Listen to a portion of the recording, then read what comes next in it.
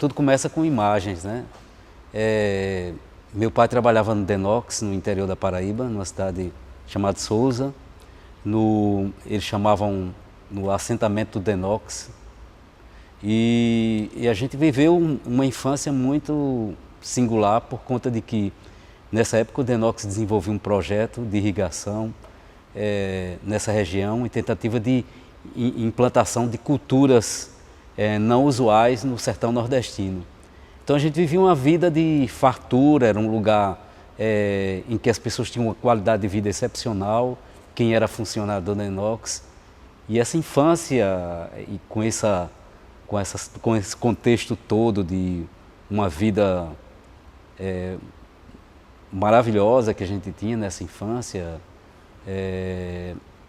Por exemplo, eu conheci frutas, a acerola foi implantada, introduzida no Brasil muito tempo depois, mas já nessa época, nos anos 60, já se cultivava a acerola lá no sertão da Paraíba, né?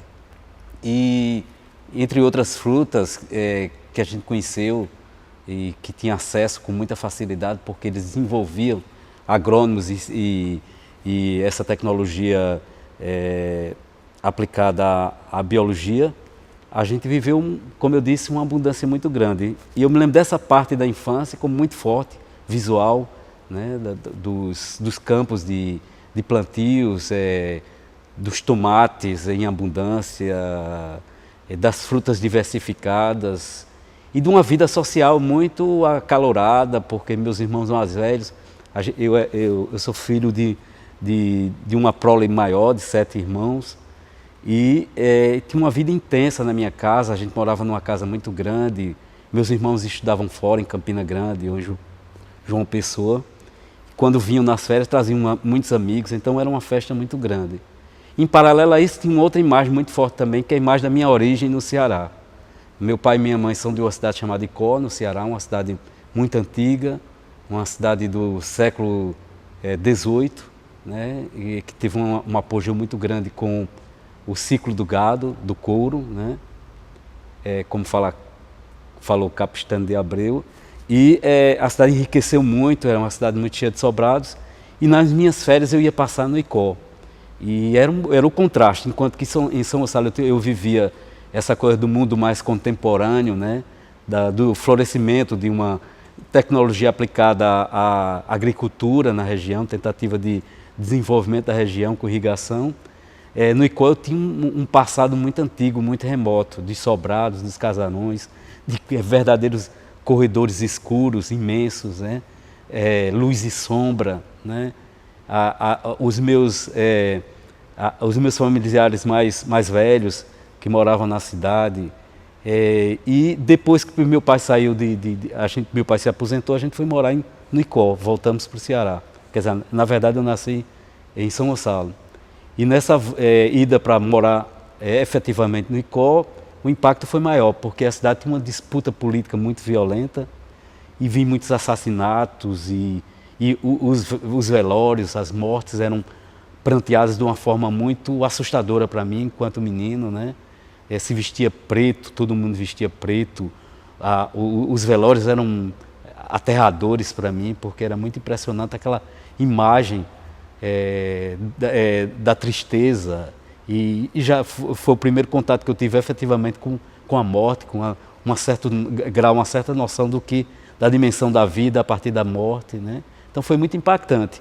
E aí, nesse período, quando a gente volta para o Icó, eu passei a frequentar o cinema como um refúgio em relação à realidade, né? Então o cinema foi uma espécie de refúgio para mim, da realidade tão brutal que me cercava, né? Porque eu vi assassinatos, vi gente morrer de acidente, de carro, atropelamento na minha frente, quando criança. Aquilo era Minha mãe uma vez acudiu, a gente morava, lembro de um 7 de setembro, que a gente estava assistindo televisão, o desfile, a parada militar, ainda aquela coisa do militarismo, da repressão, né? E eu tinha medo dessas coisas todas. E aí a gente ouviu um grito lá fora e minha mãe saiu, tinha um rapaz que tinha acabado de esfaquear outro.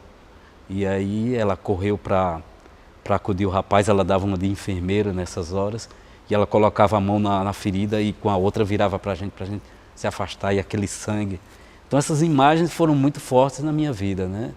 Já em São Gonçalo eu já tinha contato com o cinema, porque também quase em frente à minha casa tinha um cinema.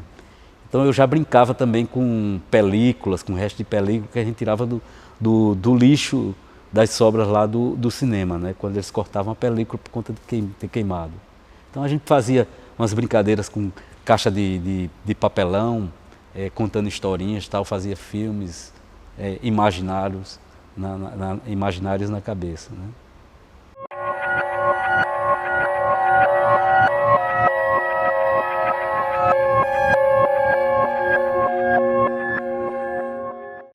Tá, o cinema paraibano foi quando eu fazia engenharia, né? Eu decidi fazer engenharia quando a gente veio morar em João Pessoa e eu abominava a engenharia. Eu fui mais assim, eu acho que foi tentando agradar o pai, né? Amor de pai, a busca pelo amor do pai. E aí eu decidi fazer engenharia porque meu pai queria um filho engenheiro ou um filho médico. E aí fui fazer engenharia porque medicina nem pensar, né? Lidar com morte e tal. Na verdade eu não sabia ainda o que eu queria na vida, né? E fiz o curso de engenharia, mas detestava. Um dia eu vi um trabalho, alguém anunciou que estava rolando uma exibição de trabalhos de uma bolsa da universidade, que era uma bolsa maravilhosa chamada Bolsa Trabalho Arte. O aluno recebia ao longo do ano uma bolsa, mensalmente, uma quantia, para desenvolver um projeto cultural. E aí eu vi um trabalho de Pedro Nunes e João de Lima, chamado Gadanho, e eu fiquei impressionado. Eu disse, pô, não acredito, é possível fazer cinema aqui? Aí fiquei com dias e isso remoendo e tal, e aí decidi fazer vestibular para comunicação, porque eu já frequentava muito o cinema, eu era barata de cinema nessa época, né? Eu ia, enquanto todo mundo, por exemplo, ia no sábado de manhã, para a praia, né, que era um programa certo, um lazer certo para a maioria dos meus amigos, eu ia para a sessão das 10, uma sessão de arte que tinha 10 da manhã lá no Cine Municipal. Então era uma forma maravilhosa de entrar no mundo, de viajar, né? Era uma janela para o mundo, era fantástico. E eu ia pouco à praia e preferia ir para o cinema. Então, quando eu vi esse resultado desse trabalho desses dois alunos, eu decidi que ia fazer comunicação. E fiz o vestibular e logo depois eu ganhei, né? 8 meses depois, um ano depois, eu ganhei uma bolsa através do NUDOC, que tinha um convênio com a Associação Varin de Paris, e ganhei uma bolsa para ir para a França, né? Então, aí, depois disso...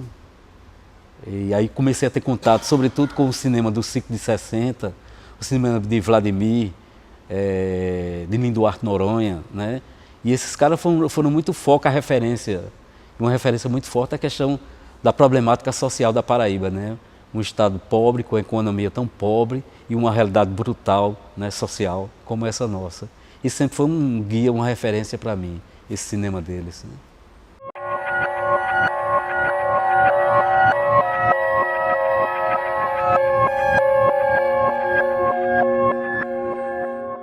Bom, eu acho que dois grandes mentores dessa articulação com a França para o NUDOC, o surgimento do NUDOC, foi Pedro Santos e Jurandir Moura, né? Esses caras foram vitais, né?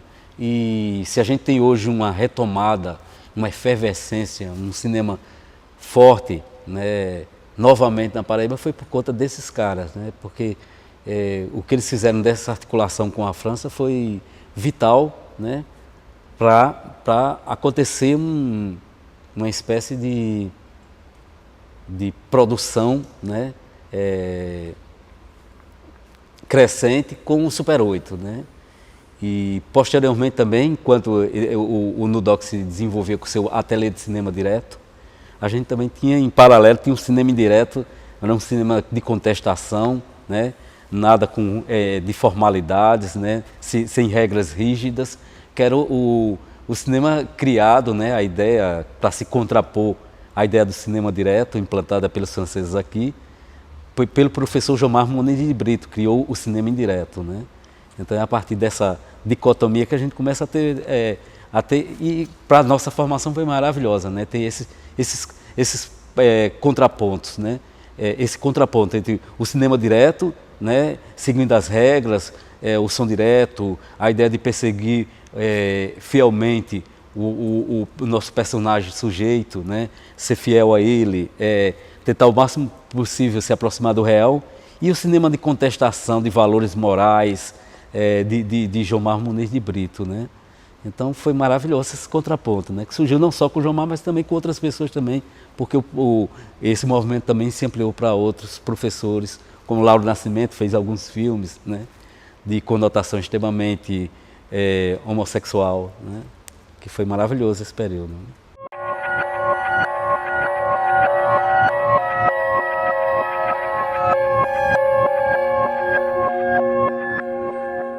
O Super 8 dos anos 80 era incipiente, né? No trato com a linguagem, era uma coisa que a gente estava experimentando, era um processo ainda de aprendizado. Na verdade, o aprendizado ainda continua ad infinito, né? Mas nessa época a gente estava tentando entender o que era a linguagem, então tinha uma produção, mas uma produção muito voltada para essa coisa das nossas contestações no dia a dia, né? As questões de valores morais, né? Que com a abertura política suscitou mil possibilidades de discussões de valores e tal. Já nos anos 90 a gente começa a trabalhar com uma produção mais profissional, né? Então 35 milímetros, um pouco de 16, mas sobretudo 35 milímetros. E aí Marcos faz um filme chamado A Árvore da Miséria, já com dinheiro e verba, e a gente tem a gente passa a ter um tratamento mais profissional na produção, né? Cada um tendo uma função específica, já não é mais na brodagem a forma de se trabalhar, então você já se trabalhava recebendo um dinheiro, né? E um dinheiro até decente para os padrões da época, pelo menos padrões locais. Então a produção começa a ter um rumo mais profissionalizante, né? A gente começa a ter esse caráter mais, e as produções começam a ser reconhecidas nacionalmente. Então alguns dos filmes da gente, por exemplo, ganham prêmios. Teve um ano em que a gente ganhou tanto prêmio com filmes que eu me lembro que a Associação Gaúcha de Cinema fez uma quantificação do número de prêmios que os filmes gaúchos tinham obtido, e era assim cerca de 25, e a gente já tinha obtido 45, 50 prêmios com os filmes da gente. Então a gente estava num destaque, numa situação muito legal, e isso deu visibilidade aqui, né? Porque na verdade tem essa coisa do paraibano, sobretudo se isso é brasileiro, na Paraíba isso é muito mais crônico, essa questão da autoestima, né? Só se valoriza as coisas da terra quando se tem um reconhecimento fora. E aí a gente começou a ter mais facilidade nas produções, e aí rolou muita coisa em relação a filmes, e começaram a surgir novos realizadores. Eu acho que dessa leva seguinte, o primeiro, né, se a gente jurasse com a geração de Vladimir Pressal, a geração mais recente é a de Carlos Downe. Eu acho que é o primeiro a despontar, que começa a fazer alguns filmes em 16 e 35. Né? Certo.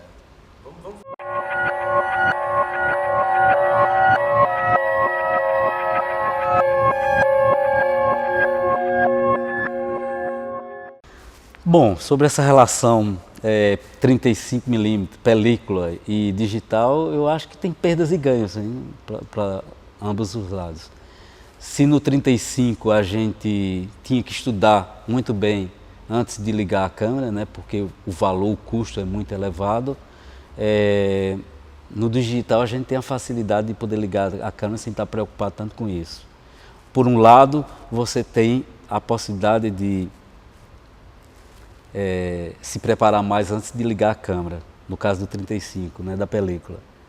E no digital, por outro lado, você tem a liberdade de poder ligar a câmera com desenvoltura. O que eu vejo é que as pessoas, essa geração seguinte, com o surgimento do digital, é que eles têm uma certa preguiça em compor o quadro, né, em construir, em lapidar. Né. Eu acho que é uma preguiça que a tecnologia facilitou. Né? Mas há inquietações hoje a gente já está vendo umas câmeras aí com uma potência tal, em que é necessário o cara demorar mais para, talvez forçosamente, obrigando o cara a elaborar mais antes de ligar a câmera, pela parafernália que elas estão se tornando, né? Câmeras muito pesadas e tal. Agora, eu não tenho nenhum saudosismo em relação a 35. Foi maravilhoso trabalhar com 35, mas é muito bom e isso é um pensamento que não é nem meu, já a geração do cinema francês da década de 60 já pensava num tipo de película que fosse muito grande e eles pudessem filmar o quanto tempo pudessem. Isso é maravilhoso, né? É preciso, entretanto, ter a questão do exercício do olhar, né? De construir a imagem. Às vezes uma imagem, é aquela de ditado popular, vale por 1000 palavras. Isso é uma perseguição sempre obsessiva, pelo menos para mim, quando faço cinema, tentar encontrar o ângulo, né? O ângulo que possa expressar mais sem a necessidade da palavra dita, né? Então, eu acho que esse exercício de procurar, de buscar a imagem, né? O ângulo mais adequado, eu acho que é o grande exercício de qualquer realizador até hoje, né?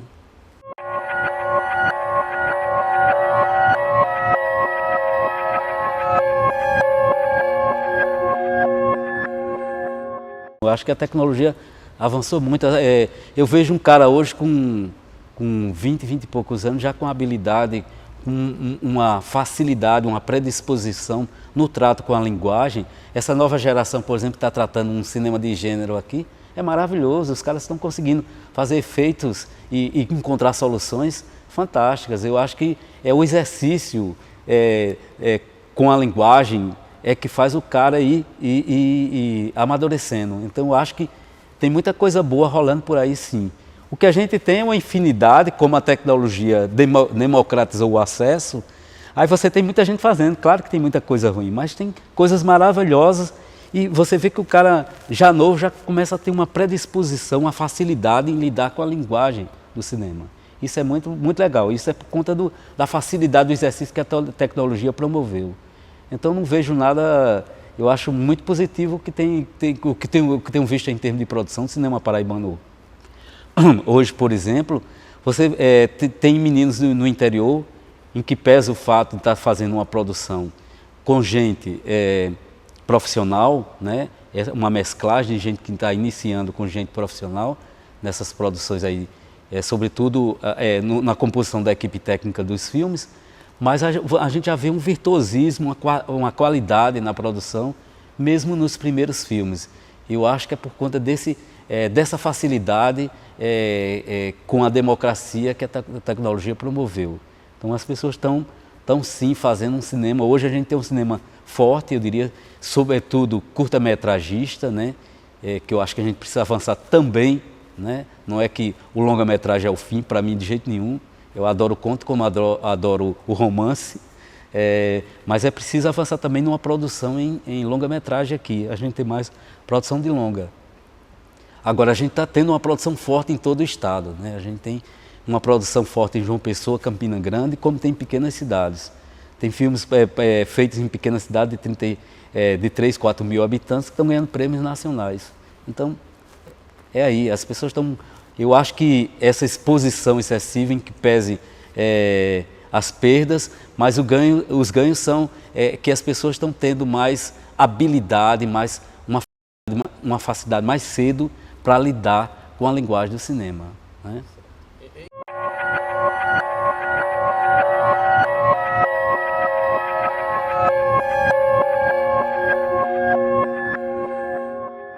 Pois a gente esbarra num problema que é essa coisa de como fazer circular essa produção, né?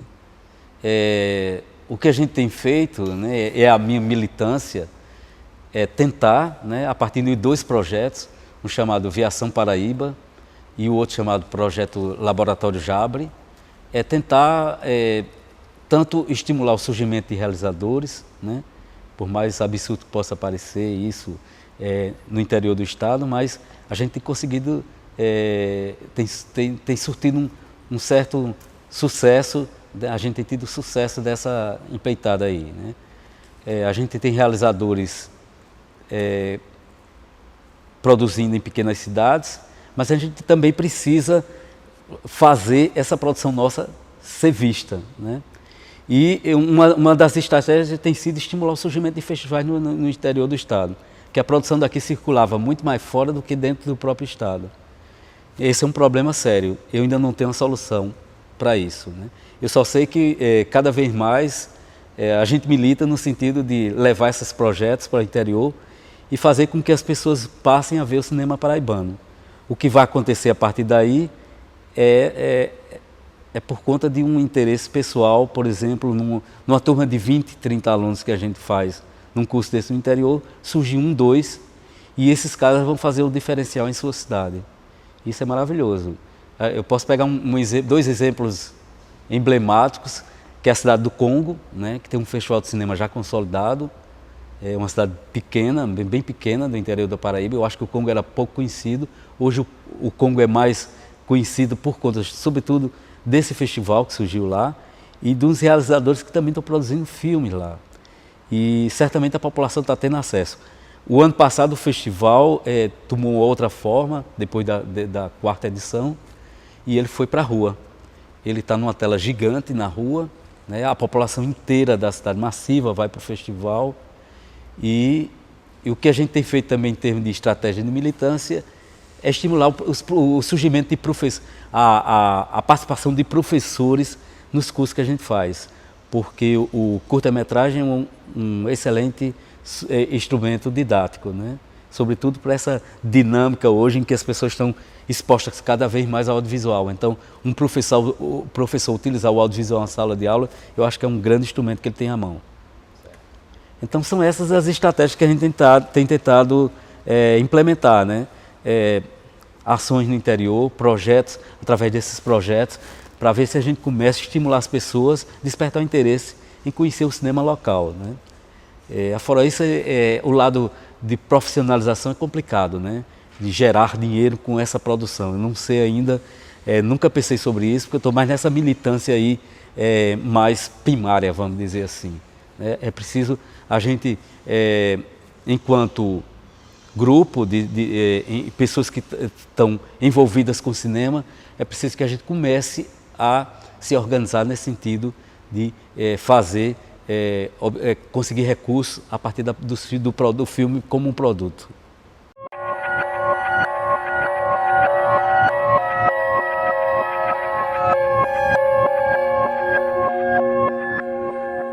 Sem dúvida que há muito mais facilidade para mim hoje, né?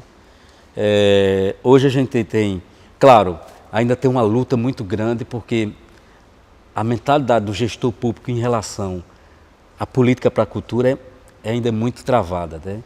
E ainda não, a gente não, aqui na Paraíba a gente não teve efetivamente alguém que chegou da gestão pública e entendesse a dimensão da cultura para esse estado, né?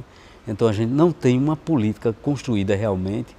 São situações circunstanciais, né? Há um entendimento de que cultura é sinônimo de evento. Isso é algo extremamente lamentável, né? Quando eu acho que a gente podia avançar muito mais em termos de produção cultural da Paraíba se tivesse uma política consolidada ou pensada, né, para a área. Então, mas mesmo assim, apesar de tudo isso, a tecnologia facilitou muito mais hoje do que naquela época. Por exemplo, quando eu fazia um filme em 35, conseguia recursos para fazer um filme, era algo... Tem uma segunda etapa muito árdua, que era ter que ir para o Rio ou São Paulo para montar o filme, né? E tinha um problema muito sério disso, é que quando a gente ia para o Rio e para São Paulo, você não tinha opção. Você passava uma semana, porque tinha recursos pífios para trabalhar durante uma semana, recursos para a sua estada lá, e também a agenda de laboratórios e tal.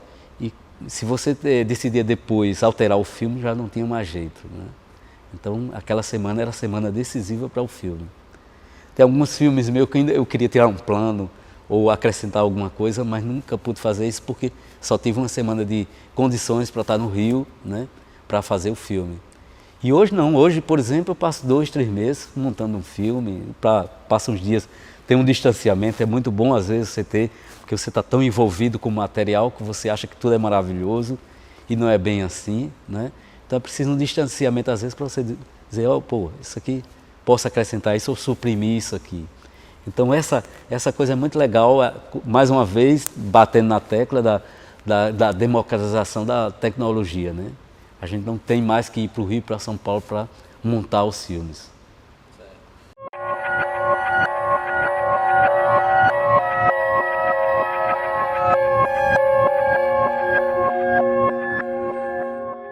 acho que o cinema paraibano, ele hoje, teve até há pouco tempo atrás, num festival chamado Mobile, uma discussão sobre, o título era Da Seca ao Sangue, né? Então o cinema paraibano deve ser um cinema de entretenimento, nada dessa de lata d'água na cabeça, como alguns falam, que eu acho pejorativo e inapropriado, ou o cinema tem que ser um cinema social, né? Eu acho que o cinema tem que ter tudo isso, né? Até para um cinema ser forte, ele tem que ter raízes diversas, né? Para ser forte mesmo. Então, mas me interessa particularmente esse cinema que traça um perfil social. Isso é uma visão muito própria em relação à linguagem de cinema, da utilização do cinema. Para mim, o cinema tem que ser transformador, né?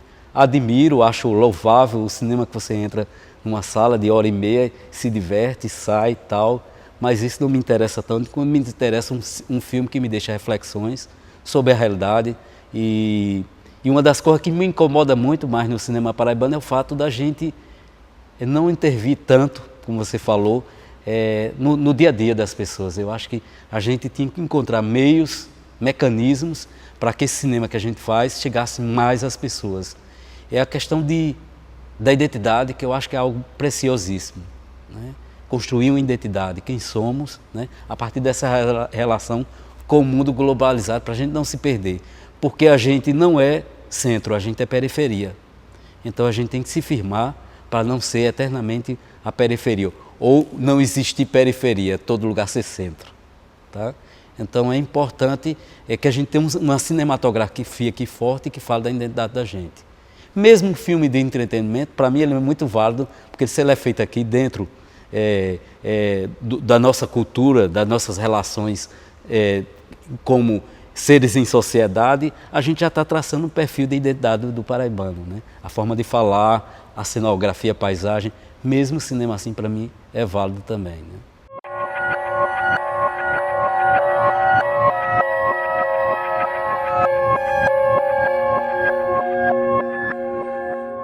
A primeira coisa assim, eu acho que eu tento ao máximo procurar entender a inserção do ser humano na natureza, né? E a partir do olhar, né? Isso é uma coisa que me inquieta profundamente. A inserção do ser humano com relação aos outros seres, né? Particularmente o meu olhar sobre a minha relação com os outros seres e com a natureza como um todo, né? Então, isso é a minha busca através do olhar. Como isso surge é extremamente subjetivo. Eu estou às vezes em casa de madrugada e acordo com um lampejo, uma imagem que me vem à cabeça e não tem um porquê. Nos dias seguintes, no processo de criação de um roteiro ou já no processo de um filme, isso vai tomando um lugar, um ajuste, vai se posicionando num ponto dentro desse processo, seja de uma narrativa de um filme, né? Então, eu não tenho uma explicação objetiva para isso, acontece, né? Às vezes eu estou, por exemplo, esse último filme agora, que chama Índole, aconteceu de eu estar num dia muito mal, né? E me veio a imagem de um cara subindo um objeto, uma superfície, uma estrutura, e a cara dele aparecendo, e aquilo não tinha nenhum sentido aparente para mim. No dia seguinte eu comecei a entender, né? Porque é um filme que trata da assimetria do ser humano em sociedade, nas relações em sociedade. E aí, na verdade, esse cara era o cara que estava fazendo a passagem de um nível social para outro. Aí o filme foi tomando, a narrativa, a construção do roteiro foi tomando forma. Mas veio primeiro essa imagem, uma imagem que aparentemente não tem um propósito, um sentido, né? Passadouro, por exemplo, Passadouro foi um velhinho sentado, me veio a imagem, um velhinho sentado, ouvindo rádio, num fim de tarde. Eu me lembro que era uma imagem toda avermelhada, né? Numa casa a ermo, no sertão. Essa imagem desse velhinho sentado, aquilo aparentemente não tinha sentido. Nos dias, meses seguintes, isso foi tomando uma forma e construiu uma narrativa, um discurso para esse que foi transformado em roteiro, no texto, né? Para o filme, né? E assim foi, sempre aconteceu. Poucas vezes aconteceu de alguém chegar e me instigar com a ideia de um filme, né? A única vez que aconteceu foi em Transubstancial, que Lúcio Lins, o saudoso poeta daqui, chegou para mim dizer: porra, por que ninguém faz um filme sobre Augusto dos Anjos? Tantos realizadores aqui e tal, um cara maravilhoso, com imagem tão impactante e tal. Aí eu fiquei com isso na cabeça uns dias e um dia, uma noite, acordei com uma formiga morta, gigante. A imagem, eu lembro que era uma imagem muito grande que me vinha à cabeça dela, ela estabanada, né, virada para baixo, e morrendo. Era um tom assim meio amarrosado da imagem, né, com um fundo, um verde aquarelado. E aí eu me lembro, a partir disso é que o filme começou a realmente a despertar o interesse, né? Ou a ideia começou a despertar interesse e eu comecei a fazer o roteiro, comecei a fazer uma pesquisa sobre Augusto dos Anjos, li muita coisa sobre ele, né? Tudo a fortuna crítica sobre Augusto e bibliografia sobre ele, tudo que eu pude ler, eu saí fazendo, né? E aí foi dando mais suporte, mais insights vieram a partir da pesquisa, né? Pesquisa é fundamental para isso.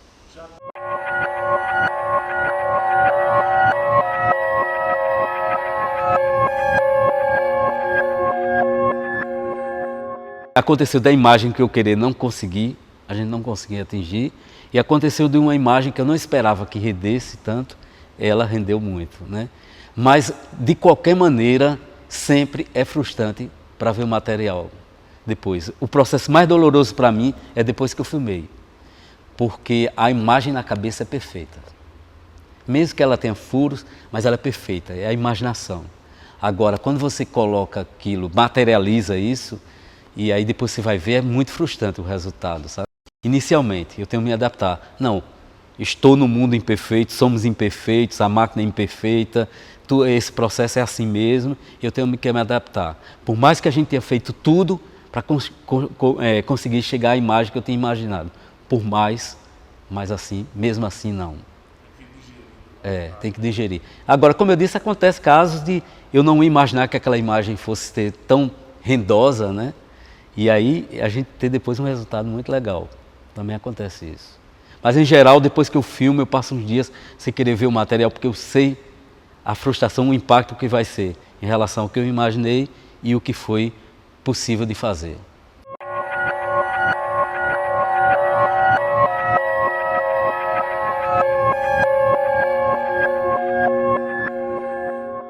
Na minha obra, eu acho que poucos filmes têm uma relação direta com literatura. Obviamente que Transubstancial tem por conta da obra de Augusto. E talvez aí realmente tenha acontecido esse link tão forte, né? Porque quando eu li alguns poemas, eu me lembro de ter lido Augusto dos Anjos para fins didáticos, em sala de aula, obrigação escolar. E aí não me interessava tanto Augusto nessa época. Mas depois de Lúcio Lins me instigando, foi que eu comecei a ler Augusto realmente para valer, né? E aí comecei a me apaixonar mesmo.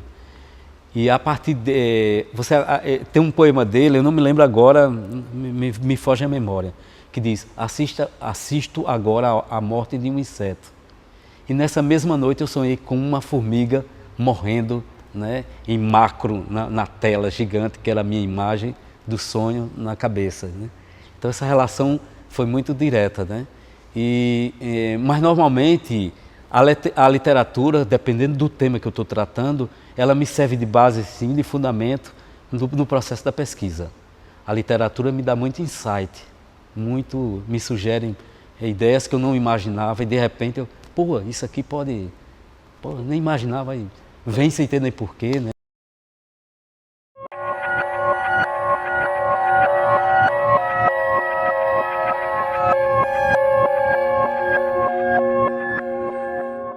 É muito importante essa coisa de uma política pública para a produção cultural daqui, né? Então a gente não pode acreditar que a iniciativa privada vá tomar conta disso ou se interesse, se não houver primeiro o Estado se colocando e criando as condições, né, de garantias para que se sobreviva em termos de produção cultural aqui no Estado. Então, não dá para ter essa ilusão, né? Mas, por outro lado, a gente não vê, né, como eu digo sempre, eu nunca vi uma política esse tempo todo em que eu milito no meio cinematográfico, efetivamente algum governo para garantir essa produção, né? São situações esporádicas ou iniciativas com fins eleitoreiros quando acontece alguma forma de estímulo, né? Infelizmente, essa é a realidade. Quando eu acho que essa era uma das grandes forças nossas, seria se houvesse um investimento efetivo na produção cultural do Estado.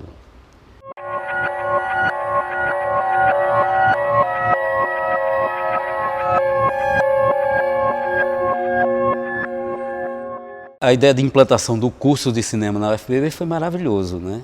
Eu acho que fecha, né, em termos de... A UFPB foi vital quando a gente trata da produção audiovisual no Estado. Então, garantir um curso de graduação de cinema, eu acho que a UFPB fecha a sua parte, a sua colaboração nesse processo de uma política para audiovisual no Estado.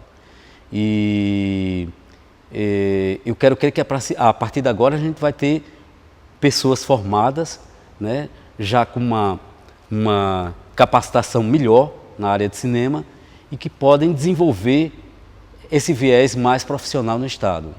Eu sou Torquato Joel e este é meu olhar sobre o cinema paraibano.